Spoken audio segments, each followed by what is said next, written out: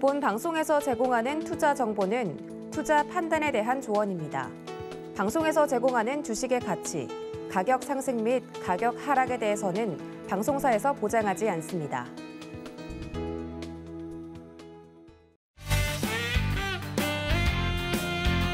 안녕하세요, 여러분. 주유소 1부 진행의 도하나입니다. 오늘은 예고를 먼저 말씀을 드리고 시작을 해야 될 것 같습니다. 10월 5일 화요일부터 서경의 부장들이라는 새로운 이름으로 주유소 1부가 개편이 될 예정입니다. 서경의 부장들이라고 했는데 그럼 부장님들은 어디 계시냐라고 궁금하신 분들이 계실 것 같아서 이번 한 주 방송을 좀 미리 말씀을 드릴까 합니다.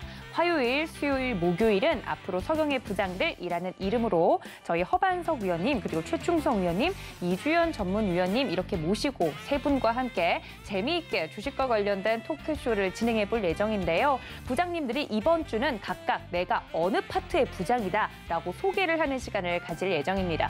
다음 주 본격적으로 시작되는 서경의 부장들 많은 시청과 사랑 부탁드리고요. 그렇다면 각각 부장님들이 맡으신 파트가 있다고 하니까 오늘 첫 번째 주자 스타트를 끊으실 부장님을 바로 인사를 나눠보도록 하겠습니다. 자, 이주현 부장님 모십니다. 부장님 어서 오십시오. 안녕하세요. 네, 부장님 이제 저희가 호칭이 부장님으로 바뀌었잖아요. 네, 도부장님. 네, 저는 방송부장 도부장이고 여기는 이 부장님이신데 우리 이주현 부장님은 어떤 파트를 맡고 계십니까? 네, 뭐 테마를 하라고 하셔가지고 테마를 맡게 됐습니다.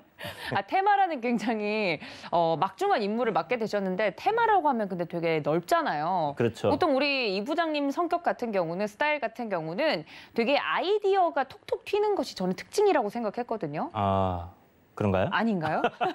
그래서 오늘 부장님처럼 넥타이도 메고 오시고 양봉샷도 싹 갈아입으시고 네. 뭔가 심기일전 하셔서 오신 것 같은데 내가 테마 부장으로서 앞으로 서경의 부장들에서 이런 역할을 할 것이다. 포부 한번 들어볼까요? 너무 올드한가요, 저? 너무 올드하십니다. 그 틀모라고 불리는 그런 부장님 같은데. 이게 부장의 매력 아닙니까? 네. 그런가요? 말씀해 주시죠.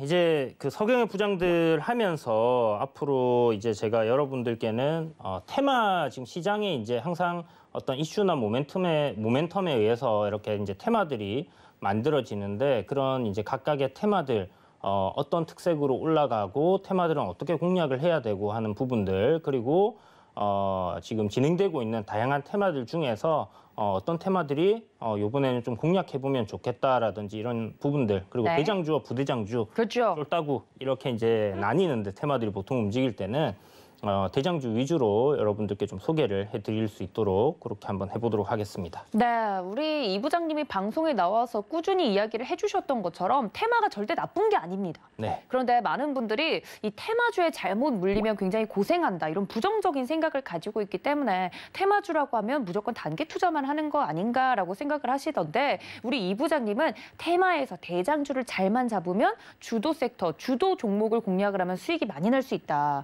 늘 말씀을 드렸죠. 우리 이 부장님과 함께하고 싶으신 분들은요. 저희 이주현이라고 문자 샵 0082번으로 보내주시면 이 부장님과 제가 함께 만날 수 있는 통로 안내를 해드릴 테니까요. 지금 바로 문자 보내주시면 좋을 것 같고 방송 보시면서 문의사항이 생기시면 전화 문자 열어두도록 할 테니까요. 전화 023153-161-112번 그리고 문자는 같은 번호 샵 0082번 기억해 주시면 좋을 것 같습니다. 자, 저희가 앞으로 도부장, 이부장 그리고 앞으로 나올 부장님들과 함께 이 부장님들의 야근 토크 컨셉으로 이야기를 할 거기 때문에 좀 기대가 많이 되고 있습니다. 네. 저희 사실 게릴라 방송도 한번 했었죠, 인터넷으로. 아, 그렇죠. 지난주 금요일이었나요? 네, 맞습니다. 네. 그때 이제 리허설 겸 게릴라 토크쇼를 했는데 그때 굉장히 재밌었거든요. 그랬어요? 네, 저는 굉장히 재밌었어요. 방송 부장으로서. 네, 많은 네. 분들이 그때 방송 되게 재밌었다 이렇게 얘기해 주셔서 세 분의 케미가 좀 기대가 되는데 아무래도 부장님들이라고 하면 좀 올드하고 네. 너무 약간 요즘 소위 말하는 꼰대 같다는 느낌이 들까 봐 저희가 그걸 좀 타파해야 되거든요, 부장님. 그렇죠.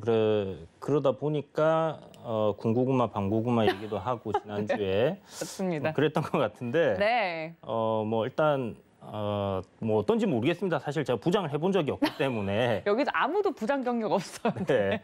그래서 뭐 부장을 해본 적이 없기 때문에 어떤 부장님 제가 이제 모시던 부장님들은 계셨으니까. 아, 그렇죠. 그 컨셉을 좀 잡아야죠. 그런 부장님들을 좀 생각하고 네. 진행을 한번 해보도록 하겠습니다. 알겠습니다. 그리고 요즘 부장님들의 가장 큰 고민이 이 MZ, 새로운 주식, 뭐랄까요, 주식 초보자들과의 그 소통을 또 어떻게 할 거냐. MZ 주식 초보자분들과 네. 좀 요즘 젊은 친구들과 소통하기 위해서 노력하고 있는 게 있다면 뭐 외모 관리라든지. 젊은 분들하고 소통하기 위해서요? 네, 부장님들의 가장 큰 고민이래요, 이게. 글쎄요, 뭐 그냥 안 건드려 주는 걸 좀 좋아할 것 같아요. 제가 봤을 때는 말 안 걸었으면 하는 네. 그런 바람들이 있지 않을까. 그래서 뭐 잘하고 있으면 그냥 칭찬과 격려, 뭘 하겠다 하면 그래 해봐. 뭐 이 정도가 되면 되지 않을까요? 역시 젊은 부장님답습니다. 앞으로 우리 젊은 시청자분들과 이런 식으로 나는 격려와 칭찬으로 소통을 좀 하겠다. 네. 알겠습니다. 그런데 이제 주식은 네. 좀 다르지 싶습니다.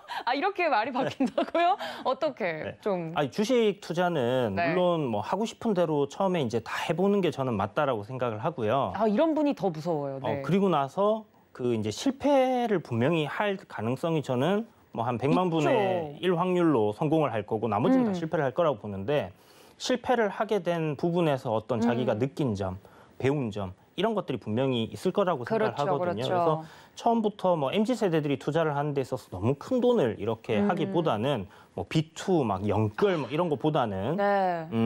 내가 지금 당장 잃어도 생활하는데 크게 지장이 없는 정도의 금액으로 여러분들이 좀 꾸준하게 이렇게 그 뭐 매매라면 매매, 네. 투자라면 투자 이렇게 좀 진행을 해보시는 게 좋을 것 같고요.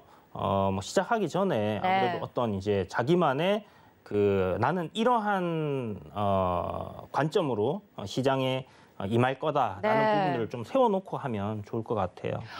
우리 부장님이 새내기 신입사원 분들에게 드리는 가장 좋은 말씀이 아니었나 싶습니다. 이 젊은 투자자분들과 좀 소통하기 위해 이 부장이 좀 노력하겠다. 이런 이야기를 해주셨는데 지금 댓글에서도 주말에 등산만 같이 가자고 안 했으면 이런 이야기가 올라오고 있고 부장님 컨셉에 대해서 지금 굉장히 호응이 좋거든요. 네. 지금 옆에서 탄식을 하셨는데 경험이 있으신가요? 우리 부장님? 저는 등산 가자가 제일 싫었고요.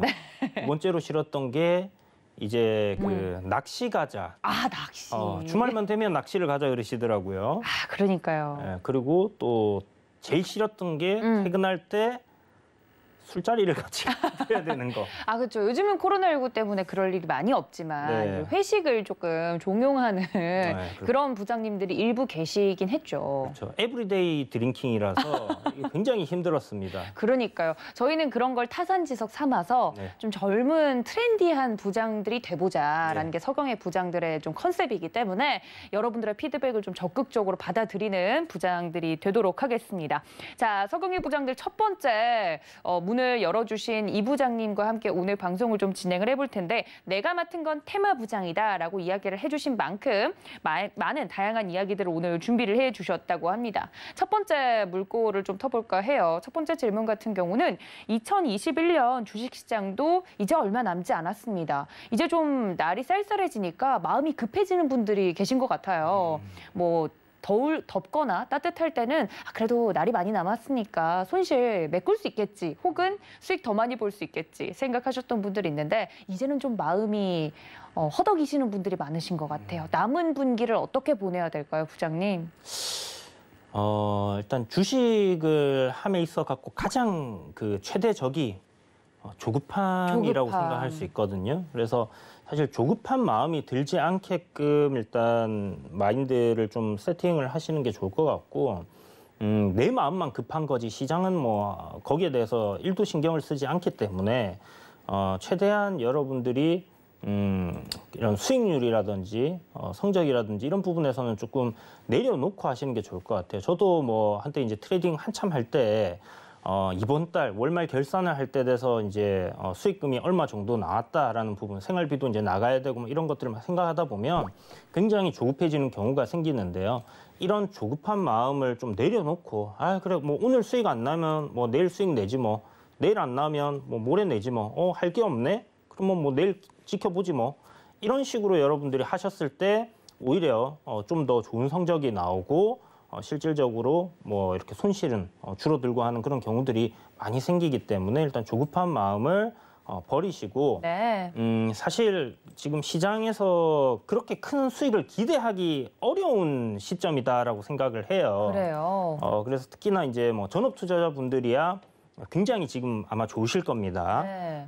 트레이딩을 좀 이렇게 전문적으로 하시거나 시장을 좀 오랜 경험을 가지신 분들 같은 경우는 뭐 달리는 말에 올라타시는 분들이 많으시겠죠. 네. 아무래도 이제 하락장의 상승 종목이 한정적으로 300 종목밖에 안 되고 그러면 올라간 종목들은 자리가 좋은 종목들, 위치가 좋은 종목들 그리고 시장이 하락함에도 불구하고 상승을 한다는 것은 그 강도가 굉장히 강하다라는 걸 나타내주기 때문에 아마 그런 종목들 위주로 트레이딩을 하고 계실 거다라고 생각을 한다면 뭐 나쁘지 않을 겁니다. 그러나 일반적으로 이제 보편적으로 이렇게 그 개인 투자자분들은 굉장히 좀 시장이 안 좋으면 힘들기 때문에 네. 그런 부분들 생각했을 때 너무 지금 기대 수익률을 크게 잡고 시장에 접근하시기보다는 좀 마음을 내려놓으시고 현금을 들고 있고 못 들고 있고도 어떻게 보면 조급함이거든요. 그렇죠. 내 현금을 들고 있는데 현금만 있으면 꼭 어떤 주식을 꼭 사야지만 마음이 놓인다. 이러신 분들이 분명히 있을 거라고요. 예수금을 가만두지 않는 분들이 많으시죠. 그러니까요.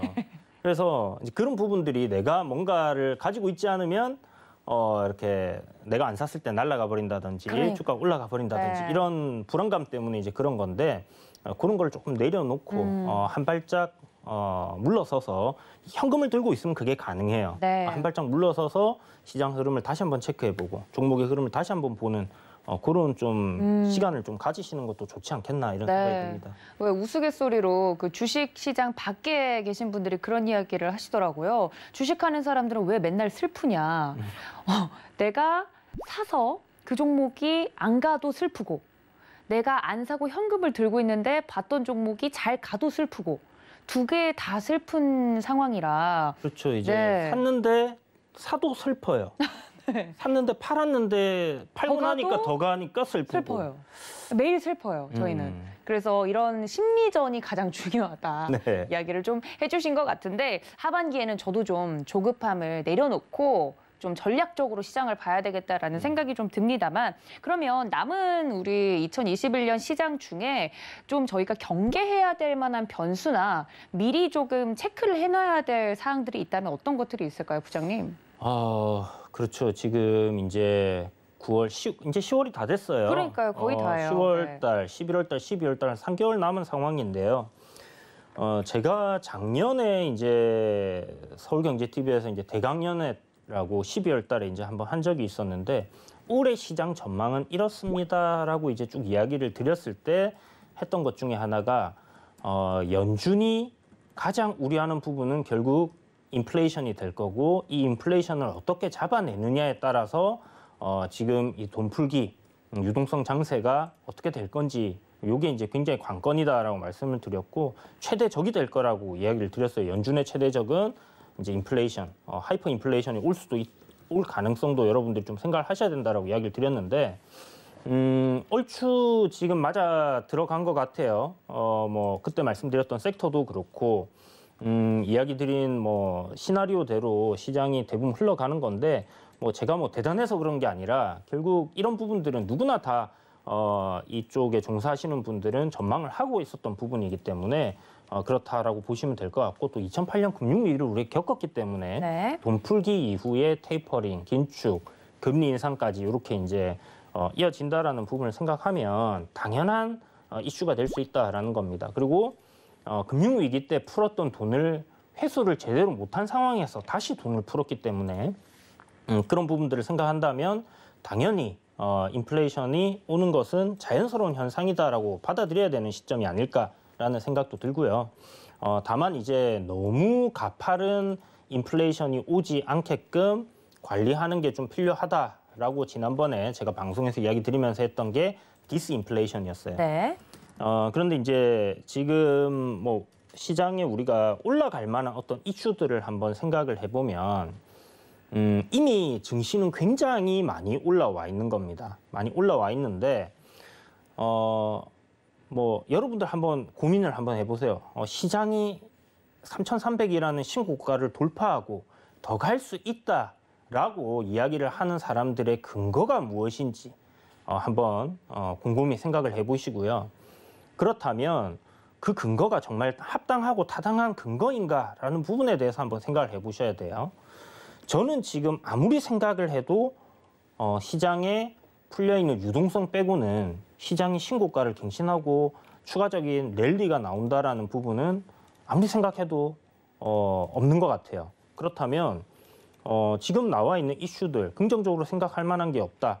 그러니까 기업들의 실적이 지금 현재 종합지수보다 훨씬 더 좋게 나와서 이거 지금 우리나라 증시가 정말 저평가되어 있습니다라고 얘기할 수 있을 정도인가라고 하면 저는 우리나라 증시가 저평가되어 있다고 생각하지 않거든요. 네. 그냥 지금 현재 주가 지수 이게 바로 현재 시장에서 모든 투자자들이 평가하고 있는 우리나라 지수라고 생각을 해요.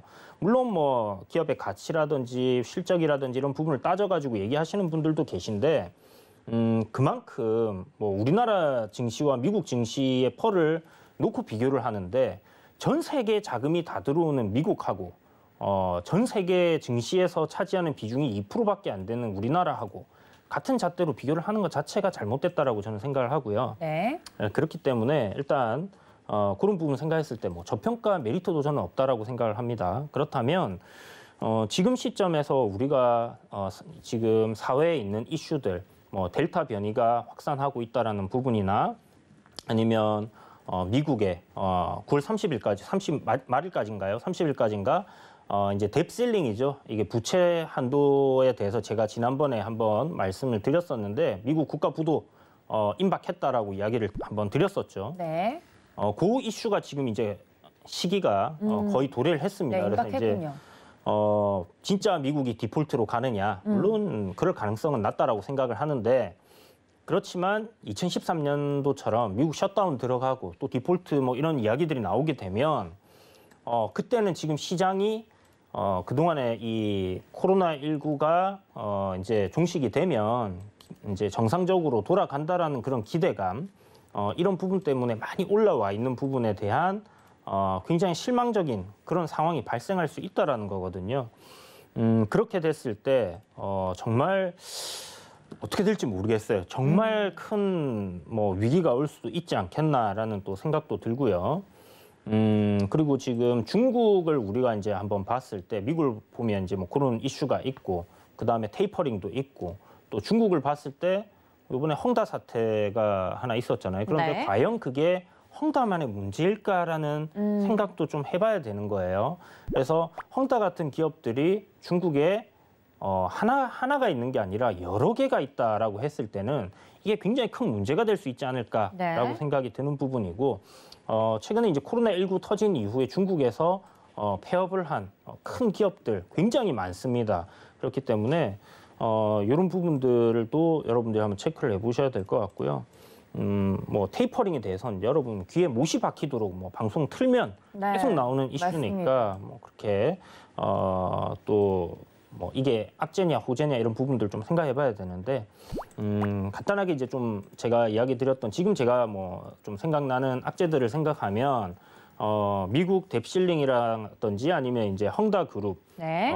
관련된 부분, 그 다음에 이제 테이퍼링에 대한 부분들이 지금은 시장에 좀 하방으로 압력을 줄 수 있는 그런 이슈라고 생각을 하는데, 뭐 미국 뎁실링 같은 경우는 이제 이게 정치적인 이슈가 좀 맞물려가지고 공화당 쪽에서는 이거를 갖다가 통과를 안 시키겠다는 이런 부분이거든요. 네. 이게 지금 거의 뭐 오늘 통과가 되지 못했다라고 이런 기사가 뜨면서 좀 안 좋았는데 결국은 미국이 이제 부도가 기술적으로 이제 부도가 난다라는 부분이 되겠지만 만약 미국이 디폴트 될 때 발생할 수 있는 문제 상상하기도 싫습니다.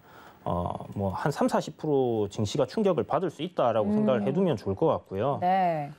아마 코스피 시장을 뭐 한 2,500까지도 일단 조정이 나올 수 있다 이렇게 생각을 해야 되는 이슈고 네. 어떻게 될지는 이제 뭐 시간 지나봐야지 정확하게 알 수 있겠지만 그다음에 이제 뭐 헝다 그룹 같은 경우는 지금 뭐 달러채 이자가 뭐 986억이 있는데 이게 이제 미지급이 됐다고 해요. 근데 계약을 할 때 30일간의 유예 기간을 두기로 했기 때문에 이번에 이제 못 낸 게 30일 뒤에 돼서 결국 이자를 지급하지 못할 경우는 파산하는 그런 상황으로 갈 가능성이 높다라는 거거든요.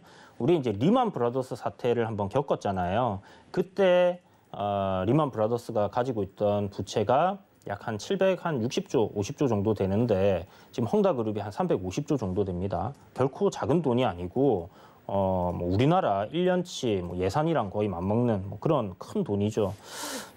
그래서 이제 뭐 헝다그룹이 뭐 이렇게 위기가 있고 그러면 이 시가총액 뭐 1위 하던 그런 기업이기 때문에 네. 이게 이슈가 되고 금액도 부채가 워낙 크기 때문에 이게 굉장히 큰 이슈가 됐는데 또 내일 500억대 이제 또 달러채 네. 이자 지급 문제가 있습니다. 이것도 뭐 30일 딜레이가 될 가능성이 높겠죠. 어찌됐든 이 부채에 대한 부분들 이런 것들이 시장을 좀 짓누를 수 있다. 이 부분 이 기업뿐만이 아니라 좀 작은 기업들 같은 경우 언론에 나오지도 않고 사라지는 그런 상황들이 이제 발생을 하고 있기 때문에 중국이 굉장히 큰 트리거로 작용을 할 수 있다는 부분을 생각해야 될 것 같고 거기다가 이제 지금 여러분들 기사를 보시면 아시겠지만 중국이 엄청난 전력난을 겪고 있어요. 그래요? 이제 석탄 발전소라든지 이제 화력 발전은 이제 한마디로 화력 발전소를 많이 운영을 했었는데 탄소 배출 감축을 위해서 이런 부분들이 줄이다 보니까 전력난이 굉장히 심하게 발생을 하고 있고 또 전력 소비도 굉장히 좀 큰 폭으로 증가를 한 부분이 있어가지고 전력 배급제라고 해서 이렇게 좀 시행을 한다고 합니다. 그래서 네. 많은 기업들이 현재 뭐 공장을 돌리다가 못 돌리다가를 반복을 하고 있기 때문에 중국의 GDP 성장률이 뭐 8.7%에서 7.7%로 이렇게 노무라 증권에서 이제 하향을 했는데 요게 앞으로 뭐 추가적으로 더 내려갈 가능성도 있다라는 부분 생각하면 분명히 증시에는 긍정적인 소식이 아니라는 거죠. 거기다가 이제 테이퍼링 우려감. 근데 사실 테이퍼링은 저는 이제 호재로 생각을 해야 된다고 생각을 해요. 이유가 뭐죠? 그동안에 시장에서 계속 테이퍼링, 금리 인상에 대한 이런 이슈가 나올 때마다 시장이 충격을 받아왔었고요. 그런데 실질적으로 연준에서 테이퍼링을 한다라고 하는 거는 그만큼의 고용이 안정적으로 돌아왔다라는 얘기고 경기 상황이 좋아졌다라는 판단하에 진행을 할 수 있는 부분이기 때문에 그렇죠. 그런 것은 결국 시장이 정상적으로 돌아간다라고 사람들에게 인식을 심어줄 수 있기 때문에 지금은 테이퍼링이 이루어지지 않는다면 그때는 이 인플레이션 어떻게 할 거냐 그렇게 되는 거죠. 그렇기 네. 때문에 테이퍼링 이루어져야지 좋은 거다라고 생각을 하고 실질적으로 뭐 올해 11월에 뭐 테이퍼링 많이 한다 그러면 저는 그 전에는 뭐 증시가 조금 충격을 받더라도 네. 테이퍼링 한 이후에는 시장이 반등하는 흐름이 나올 가능성이 굉장히 크다 이렇게 생각을 하고 있습니다. 네, 우리 이 부장님께서 굉장히 날카롭게 시장에 대해서 분석을 좀 해주신 것 같습니다. 풀려있는 유동성 이외에는 우리 시장이 그렇게 막 전고점을 돌파하고 신고가를 경신하고 할 만큼의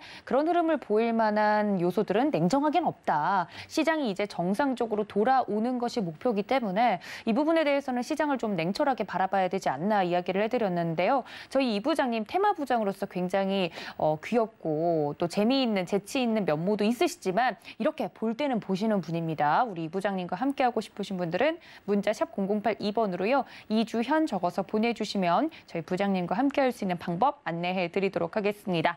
자, 시장에 대해서 남은 하반기에 대해서 저희가 좀 눈여겨봐야 할 사항들 이야기를 좀 나누어 봤는데요. 그렇다면 테마 부장이다라고 이야기를 해주셨으니 그리고 개편 이전에도 인류 생존 테마라고 새로운 테마를 창조하신 분이시기도 하기 때문에 여러 가지 테마에 대한 생각을 갖고 계실 것 같아요. 저희가 남은 하반기 이후에도 투자를 계속 할 거기 때문에 이렇게 앞서 나가는 투자 전략을 세울 수 있는 방법 혹은 우리 이 부장님이 보고 계시는 테마, 눈여겨보는 테마들이 있다면 어떤 것들이 있을까요? 하반기 뭐 테마는 굉장히 많이 그렇죠, 있으니까요. 그렇죠. 지금 뭐 저물어가는 테마도 있고 떠오르는 테마들도 있고 좀 쉬어가고 있는 테마들도 있고 네. 뭐 다양하게 있는데 일단 테마라는 것 자체가 저는 이제 좀 아이디어라고 생각을 해요. 그러니까요. 그러니까 이제 투자를 하는 데 있어서 어떤 투자의 아이디어가 분명히 접목이 돼야 된다라고 생각을 하고 있고요. 물론 차트적인 부분이 좀 저는 베이스로 깔리는 경향이 있는데 기업들의 주가가 어떤 괜찮은 방향으로 이렇게 움직임이 나온다라고 했을 때 그렇다면 이 기업은 무엇을 하는 기업인가 살펴보았을 때 비슷한 흐름의 이런 흐름을 보이는 기업들이 많이 보인다. 그리고 비슷한 이슈로 인해서 움직임이 나오고 있다든지 아니면 동종 사업을 하고 있는 기업들이 있다라고 했을 때 그게 하나의 아이디어로 테마적인 관점에서 묶일 수 있다라고 생각을 하거든요. 그래서 좀 그런 관점으로 이제 테마들을 좀 보고 있는데 너무 아이디어가 앞서가는 경우에는 막 1년, 2년 기다려야 되는 경우들도 생기더라고요. 그렇죠. 네. 그래서 일단 지금은 그런 시장에서 일단 반응해주지 않는 테마들은 좀 제외하고 시장에서 이슈가 되는 테마들 위주로 조금 생각을 해본다고 했을 때 메타버스라는 테마는 제가 봤을 때 좀 장기간 이렇게 좀 지속 가능한 테마가 될 가능성이 좀 높다라고 생각을 하고요. 네. 그다음에 이제 지금 우리가 대선을 앞두고 있잖아요. 그렇죠. 그렇기 때문에 정치 관련 이제 대선 관련주들, 그다음에 대선 정책 관련주들 이렇게 해서 좀 볼 필요가 있지 않나라는 생각이 듭니다. 네, 그런 얘기를 처음에 해주셨어요. 제가 테마 하니까 기억이 나는 게 새로운 테마가 생성이 됐다 하면 좀 앞서 나가는 마음으로 그냥 네. 사두고 좀 네. 기다리면 네. 언젠간 그 시대가 도래한다. 뭐 이런 이야기를 재미있게 해주신 적이 있으셨잖아요. 제가 이제 얘기 드렸던 건 이제 그거죠. 듣도 보도 못한 테마가 갑자기 나왔을 때 메타버스라는 용어를 요번에 처음 나오기 전에 알았죠. 처음 네. 알았잖아요. 네, 네. 그러니까 메타버스? 처음 들어보는 테마인데 그러면 그중에서 가장 강한 종목을 그냥 사놓고 안 보는 기다리면. 거예요. 네. 그냥 기다리면 돼요. 그러면 알아서 많이 올라가 있는 그런 상황들이 발생을 하는데 네. 보통은 이제 사람들에게 많이 알려진 테마들 같은 거니까 주기적으로 오는 테마들, 계절 테마들도 있고요. 그렇죠. 이제 그런 것들 같은 경우는 시세가 그렇게 대단하게 나진 않습니다. 그래서 이제 그런 거는 그런 방식으로 또 접근을 해야 될 거고 그래서 뭐 굳이 얘기를 하자면 뭐 계절 테마도 있을 거고 메타버스, 그렇죠. 정치 테마들, 정책 테마들 뭐 다양하게 있겠죠. 지금 뭐 최근에 또 오징어 게임이 갑자기 히트를 치는 바람에 맞아요. 관련주들이 또 급등을 한번 했었단 말이에요. 네, 보셨나요, 부장님? 저 아직 못 봤습니다. 아, 저도 아직 못 봤어요. 너무 시간이 많이 뺏길 것 같아가지고 저희는 주말에 보는 걸로. 네, 저는 네. 안 보는 걸로 그냥. 네, 관련돼서 종목들 굉장히 흐름 좋았고요. 네. 그래서 뭐 그런 것들 또 오늘 보니까 뭐 팜스토리하고 뭐 이지홀딩스하고 이렇게 또 급등을 했던데 네. 뭐 그거는 이제 개별적인 어떤 이슈들이 이제 있어요 보면. 그래서 이제 뭐 치료제 그것도 이제 어떻게 보면 코로나19 치료제 관련해서 임상 결과가 나올 때가 됐다라는 이슈 때문에 올랐기 때문에 코로나19라는 큰 테마가 있잖아요. 그래서 이 큰 테마들 코로나19 테마에서 뭐 진단 키트라든지 아니면 이제 원격 진료라든지 위드 코로나를 대비한 뭐 그런 부분들도 생길 거고 또 포스트 코로나를 대비한 종목군들이 있을 겁니다. 여행이라든지 항공이라든지 이런 것도 하나의 테마로 이렇게 엮여 있다라고 생각을 하시고 보시면 좋을 것 같아요. 그래서 보통 테마 이렇게 얘기하면 주변에 있는 사람들이 저 그런 거 안 해요. 이렇게 얘기한단 말이에요. 저는 그런 거 안 합니다. 저는 그런 매매 안 저는 그렇게 투자 안 합니다. 이렇게 얘기하신 분들이 있으시더라고요. 네. 그런데 테마가 그렇게 뭐 이렇게 나쁜 인식을 그렇죠. 어떻게 줬나 하는 생각이 좀 많이 드는데 깊이 대상으로 잘못 알고 계시는 분들이 있어요. 그러니까요. 워낙에 이제 종목들이 좀 부실한 기업들이 많다 보니까 좀 그런 부분들로 사람들이 오해를 하신 분들이 많은데 테마라는 자체, 그러니까 띠미라고 하는 거죠. 한마디로 네. 하나의 아이디어로 묶여 있는 그런 기업들을 두고 다수의 기업들이 이제 하나의 아이디어로 이렇게 움직일 때 우리가 테마라고 하는 거지. 꼭 거기서 어떤 특정한 뭐 기업의 가치를 따지고 뭐 이렇게 해가지고 안 한다 이렇게 딱 그 고정관념 틀에 박혀 있는 생각을 가지지 마시고 좀 보셨으면 좋겠다 하는 생각이 듭니다. 그래서 뭐 좀 전에 말씀드렸던 것처럼 네. 뭐 여행, 항공, 카지노 다 뭐 회사가 막 어떤 뭐 안 좋은 막 그런 기업들이 아니잖아요, 그죠? 네. 그렇기 때문에 뭐 테마는 굉장히 좀 넓고 크게 볼 수 있다라고 생각을 하시면 될 것 같습니다. 그래서 지금 뭐 보고 있는 테마, 뭐 저출산, 고령화, 뭐 대북 테마, 뭐 다양하게 보고 있어요. 한 5, 6가지 네, 정도를 네. 후보에 두고 보고 있습니다. 네, 우리 테마 부장님께서는 앞으로 하반기에도 좀 움직일 수 있을 만한, 남은 하반기에도 움직일 수 있을 만한 종목들, 테마들을 좀 눈여겨보고 있다 말씀을 드렸는데 짧게 말씀하셨지만 그 안에 굉장히 아이디어, 투자 아이디어가 많이 녹아있는 것 같아요. 대선 앞두고도 인물이라고 말씀하지 않으셨고 출산 정책과 관련된 정책 관련주들 볼만하다. 그렇죠. 왜냐하면 어떤 후보가 당선이 되든 그러한 부분들은 계속해서 끌고 나가야 되는 부분이니까 네. 그런 투자는 훨씬 안정적인 투자를 할 수 있다고 말씀해 주신 거죠? 뭐 안정적인 투자, 그러니까 저는 사실 안전한 자리, 안전한 종목, 안전한 투자 없다고 생각을 합니다. 그렇죠. 그러니까 이제 주식이라는 것 자체는 안전하지 않은 상품이에요. 그렇기 때문에 아무리 좋은 기업을 여러분들이 분석을 잘해서 샀다고 하더라도 어떤 변수로 인해서 그 기업이 망할 수도 있는 거고요.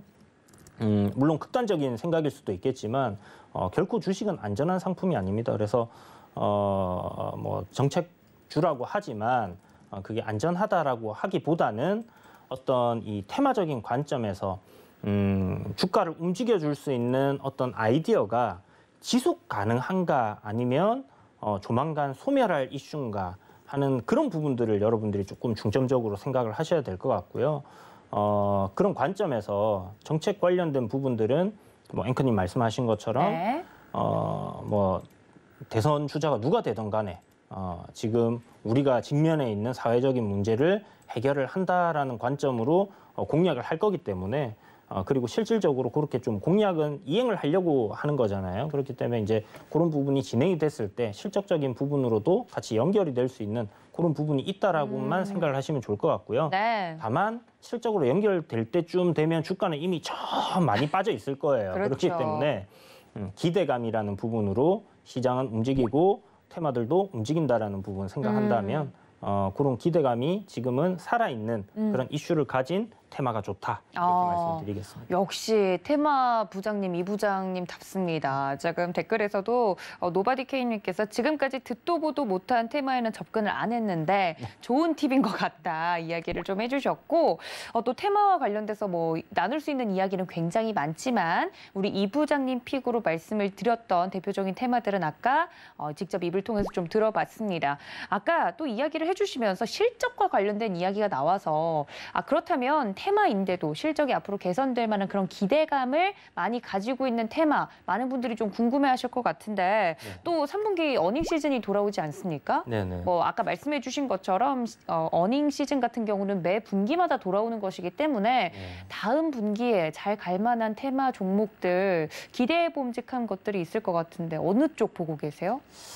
실적적인 부분 사실 테마는 어떤 그 좀 먼 미래, 약간 불확실성이 있고 먼 미래 아니면 가까운 미래에 이렇게 좀 도래할 만한 이슈나 아이디어들이 이렇게 군집돼서 움직이는 거를 갖다가 테마주들이라고 좀 생각을 하거든요. 그렇기 때문에 사실 이런 테마주들의 실적이 지금 당장 바로 나온다 이런 거는 조금 어려운 것 같고요. 네.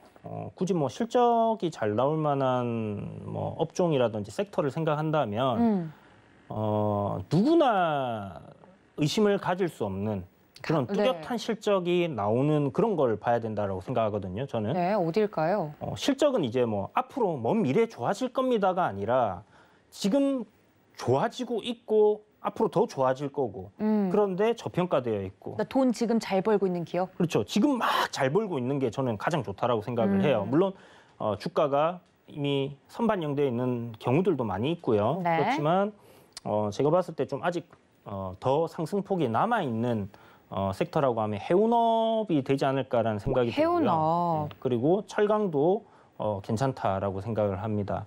그래서 뭐 철강주들 보면 굉장히 이제 저평가되어 있는 기업들도 많고 나오고 있는 실적들 보면 거의 뭐 역대급으로 지금 굉장히 잘 나오고 있기 때문에 업사이드는 굉장히 클 거다라고 생각이 들고요. 해운업 같은 경우는 오늘도 이제 오기 전에 보니까 네. 그 운임료가 2009년도 사상 최고치를 찍었을 때를 넘어섰다라고 해요. 그러니까 뭐 사상 최고치, 그때 이후에 사상 최고치를 이제 경신을 하고 있는 상황이기 때문에 실적은 당연히 좋을 수밖에 없는. 이거는 뭐 누가 그냥 기업 탐방을 가고 뭐 이렇게 보니까 앞으로 뭐 이렇게 좋아질 겁니다. 예측을 하는 게 아니라 이미 딱 나와 있는 거예요. 그 그쵸. 운임을 누군가가 내릴 수는 없는 거거든요. 그렇다면 당연히 실적은 좋아질 수밖에 없는 거죠. 그래서 해운업하고 철강 쪽을 실적 부분에서는 좀 지켜보시면 좋을 것 같고요. 사실 뭐 금융 관련된 부분들, 보험이라든지 증권, 은행 다 뭐 나쁘지 않을 것 같아요. 기존에 실적 잘 내고 있던 기업들은. 그래서 그런 정도만 보시면 될 것 같은데 요거는 제 생각인데 네.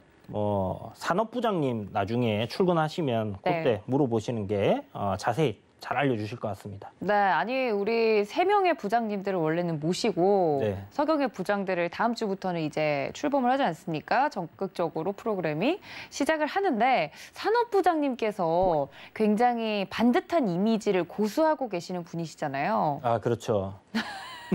아니 우리 부장님들 다 이미지 좋긴 한데 산업부장님이 이제 허반석 부장님이 이제 다음 타자로 준비를 하고 계시는데 그런 피드백이 좀 들어왔어요. 이 부장님들끼리 모여 있을 때 오프 더 레코드로는 굉장히 분위기가 활발했는데 지금 한 분 한 분 나와서 이렇게 좀 분위기가 차분한 거냐 뭐 네. 이런 이야기가 있어요. 부장님 어떻게 생각하세요? 이 방송의 틀을 어떻게 좀 벗어내기가 어려워요. 그래서 여러분들이 이제 활발한 모습을 보고 싶으시다 하면 이제 저녁에 그 제가 주식 심야 토크라고 유튜브 방송을 한 번씩 합니다. 10시, 11시. 네, 맞습니다. 부장님들 네. 막 이렇게 넥타이 이제 편하게 푸시고. 그렇죠. 네. 맥주 한잔 하면서 이제 땅콩 씹으면서 이렇게 얘기할 수 있는. 아니 아까는 회식 별로 안 좋아하신다고 하셨잖아요. 아, 그렇죠. 이제 회식이라기보다는 그냥 이제 잡담하는 시간이니까. 아. 네. 그렇게 뭐 오늘 뭐 또 방송 끝나고 집에 가면 아마 할 것 같은데 네. 그때 또 참여해 보시면 또 다른 모습을 보시지 않을까 생각이 듭니다. 알겠습니다. 우리 이 부장님이 너무 차분한 분위기를 고수하고 계시는 것 같아서 방송 부장으로서 제가 이 모습을 보고 있을 수 없어서 앞으로는 우리 서경의 부장들, 다른 부장님들 다 모시고 방송을 진행할 때는 화수목은 저 도부장이 좀 채찍질을 해야 될 것 같습니다. 아, 그래요? 부장님들의 진짜 모습을 끌어내기 위해서 제가 더 노력을 할 테니까요. 이번 주는 우리 부장님들의 출사표 정도에만 우리 시청자분들이 어떤 파트를 맡은 부장님들이시구나 하고 기억해 주시는 걸로 생각을 해주시면 좋을 것 같습니다. 자, 우리 이 부장님께서 3분기 어닝 시즌에 주목해 볼 만한 업종으로는 해운업과 철강을 좀 꼽아 주셨는데 확실히 지금 돈을 잘 벌고 있는 기업을 주목하는 것이 중요하다 이렇게 이야기를 해주셨고 사실 우리 이 부장님 하면 앞서서도 이야기를 드렸는데 인류 생존 테마를 또 새롭게 만들어주신 분이기 때문에 그 부분에 대한 이야기도 안 할 수 없을 것 같아요. 사실 인류가 생존하기 위해서 필요한 건 여기 다 있죠, 부장님? 그렇죠. 이제 뭐 코로나19 관련 테마도 저희가 이제 죽지 않기 위해서 백신 맞고 치료제 맞고 있어야죠. 치료제 네. 만들고 하는 거니까 인류 생존 테마에 들어가는 거고요. 네. 바이오가 다 들어갔어요. 제약 바이오. 네, 그렇죠. 그다음에 이제 우리가 이제 기후 변화로 인해서 이상 기후들 작년 같은 경우는 막 텍사스에 갑자기 맞아요. 맑았다가 눈이 쏟아지고 네. 그다음에 뭐 가뭄이 오고 홍수가 나고 지금 뭐 그런 상황입니다. 이게 다 이제 온실가스 때문에 이제 발생을 한다라는 이야기가 있는데 온도가 이제 1.5도 정도 더 올라가게 되면 돌이킬 수 없는 길로 간다고 해요. 화성 가서 살아야 되는 겁니다. 지구를 포기해야 된다고. 그렇죠. 네. 지하로 내려가던가. 네. 그래서 이제 그런 상황이 오기 때문에 생존을 위해서 이 산업의 생태계 자체가 이제 변화해야 되는 그런 굉장히 인류에게는 어떻게 보면 엄청난 터닝 포인트에 우리가 이제 놓여 있다라고 봐야 되는 부분이거든요.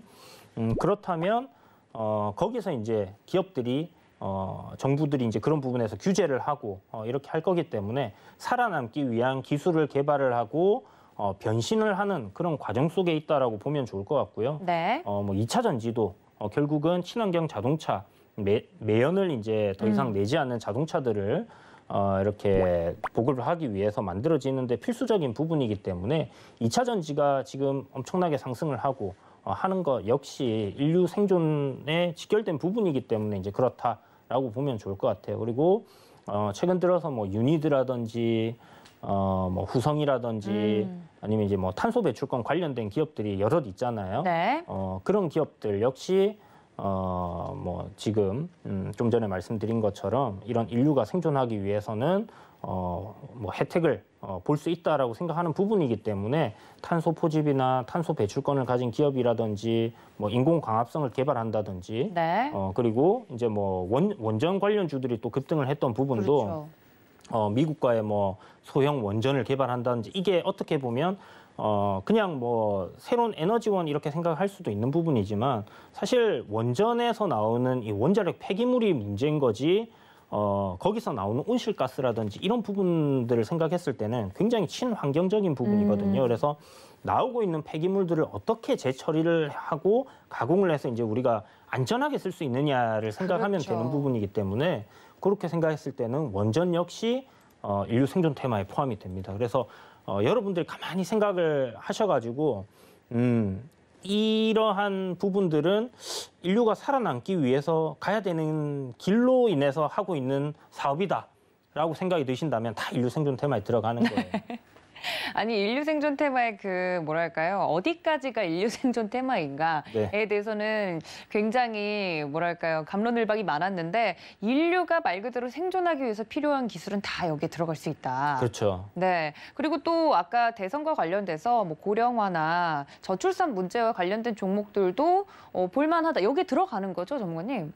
저출산과 고령화 관련된 뭐 사실 애가 태어나지 않고 네. 사람들은 나이 들어서 이제 일을 못 죽어가기 하고. 때문에 네. 뭐 어떻게 보면 인류가 이제 지속 가능한 뭐 그런 성장을 위해서는 네. 뭐 필요한 테마다라고 또 생각을 할 수 있을 것 아, 같습니다. 그런가요? 궁금해서 들어가나.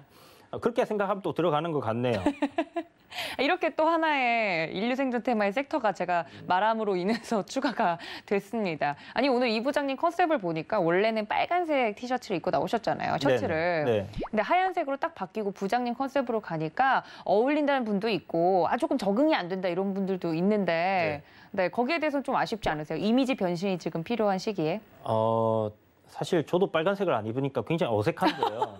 아니 지금 그러신 것 같아서 여쭤봤어요. 아니 거의 뭐 1년간 제가 이제 방송에 서울경제TV에 탁 나올 때 되면 항상 빨간색 셔츠를 탁 입고 나왔었는데 맞아요. 거의 이제 제 교복을 딱 벗고 뭔가 이 학교를 졸업하고 나서 첫 사회생활을 하는 하러 느낌? 나온 듯한 그런 안 돼요, 느낌. 안 돼요. 저희 부장님 컨셉이란 말이에요. 뭔가 좀 신선한 느낌도 드는데 약간 네. 어색한 느낌도 들고요. 네.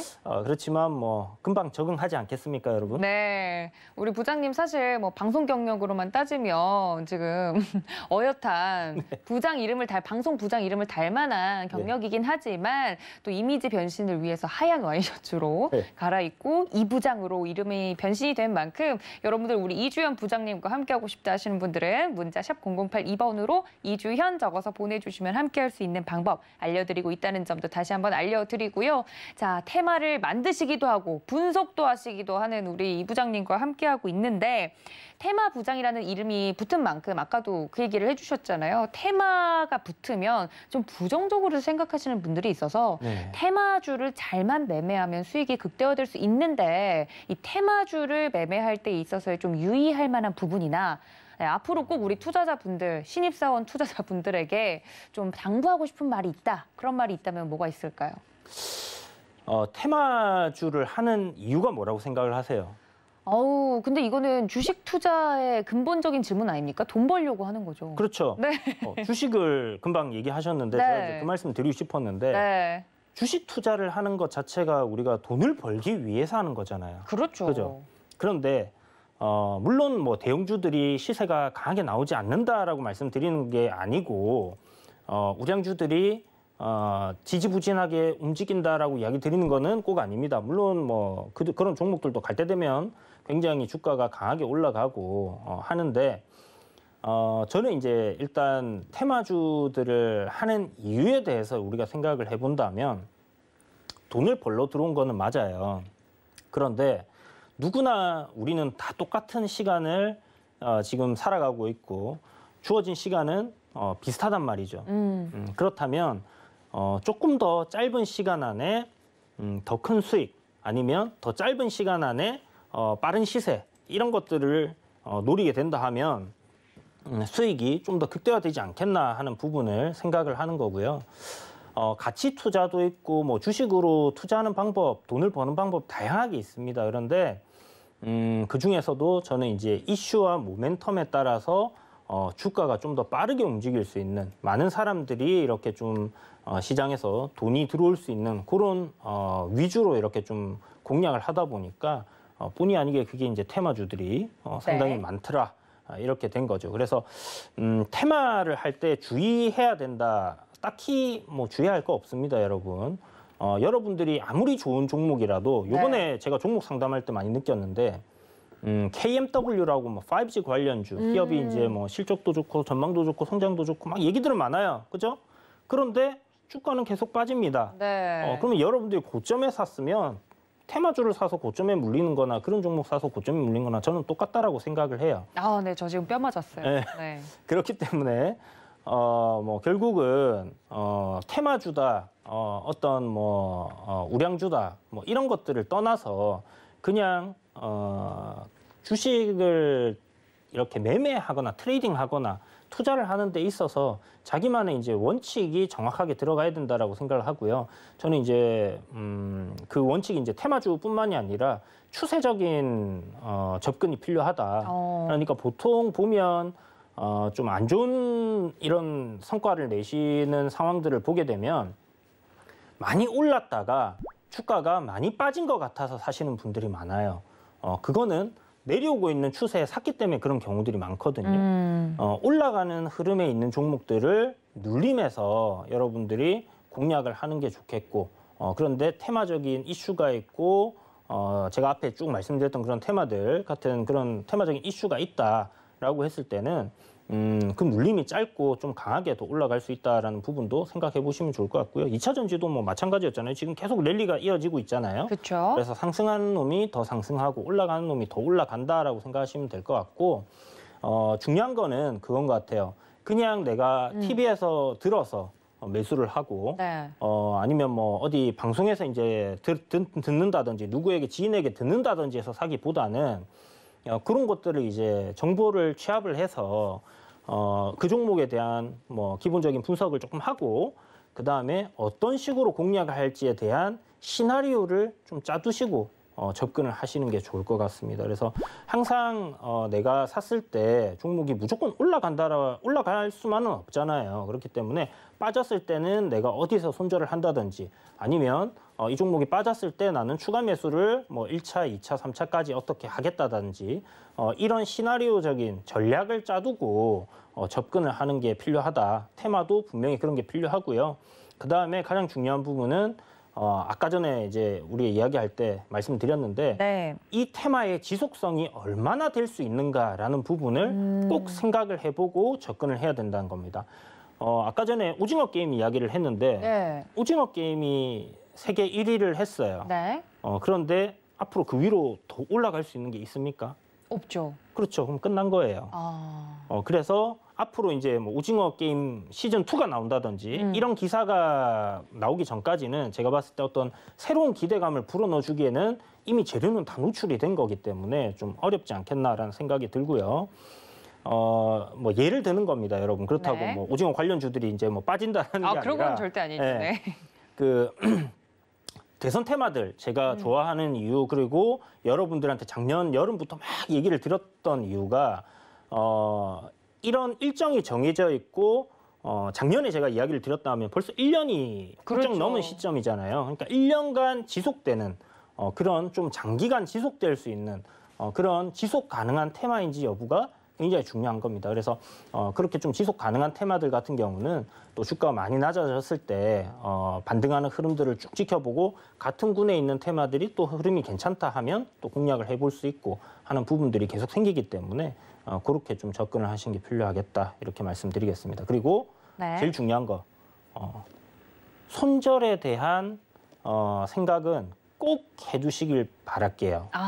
네. 많은 분들이 그거를 내 계좌에 파란불이 뜨는 거를 눈뜨고 못 보는. 아니 눈 뜨고는 못 있으시죠. 보시는데 또 눈 뭐 원하지 않는다 해도 결국은 뭐 그렇죠? 그렇죠. 일어나는 상황이니까. 네. 알겠습니다. 우리 이 부장님이 하실 말씀이 많으신 것 같은데 우리 이 부장님과 함께 이야기를 이렇게 나눠보다가 테마주 제대로 좀 공부를 해보고 싶다 하시는 분들이 있으실 수 있을 것 같아요. 우리 이 부장님과 함께하고 싶으신 분들은 문자 샵 0082번으로 이주현 부장님 성함 적어서 보내주시면 되고요. 그리고 오늘 10시에 또 방송에서 못다한 이야기를 해주실 예정이라고 하니까 공개 방송 궁금하신 분들은 서울경제TV 더하기 채널 혹은 주식 비전 채널 유튜브에서 열어두고 있을 테니까 오늘 저녁 10시 약속 맞죠? 네, 부장님? 맞습니다. 알겠습니다. 저녁 10시에 이야기를 해드린다고 하니까 그때 많은 참여 부탁드리도록 하겠습니다. 또 본 방송에서 제공해드린 정보는 투자 판단에 대한 조언일 뿐 해당 주식의 가치나 수익률을 보장하고 있지 않다는 점까지 알려드리면서요. 저는 내일 같은 시간 다음 부장님과 함께 돌아오도록 하겠습니다. 시청해주신 여러분 고맙습니다.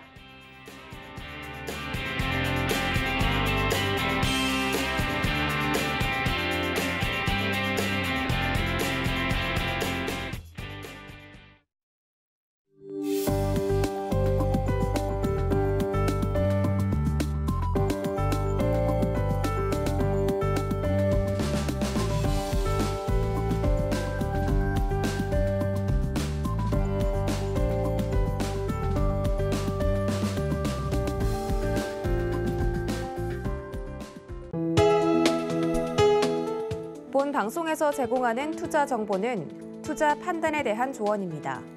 방송에서 제공하는 주식의 가치, 가격 상승 및 가격 하락에 대해서는 방송사에서 보장하지 않습니다.